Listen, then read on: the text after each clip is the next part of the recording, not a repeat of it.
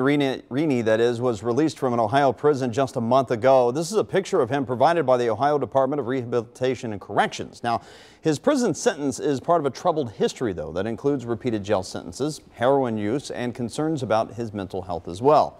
Chief investigative reporter Craig Cheatham first reported on Rini's long criminal record yesterday. He's here now with new information tonight. Craig? Craig, U.S. Attorney Ben Glassman says the FBI found that on 2 previous occasions, Rini told police in northern Ohio that he was a juvenile sex trafficking victim. It's unclear, based on the records that we saw, if charges were actually filed in those cases. Our investigation has found Rini has had dozens of run-ins with police, but nothing compares to what he's facing now. This is the first video we've seen of Brian Rini since police took him into custody. It's jail surveillance video of Rini being booked into the Hamilton County Justice Center. He was released today to the custody of U.S. Marshals.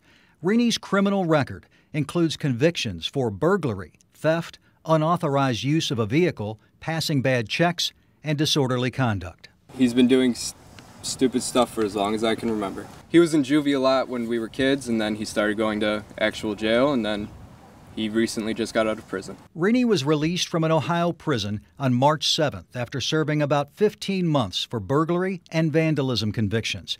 He was on supervised release. Just a week ago, Rini spent a night in jail for driving without a license. Once he started using my name for things he was doing, I have no compassion for him whatsoever. He used my name in a traffic stop in Norton and then skipped court, and I received a traffic warrant for it. Court records reviewed by the I-Team show Rini has received psychiatric care as recently as November 2017.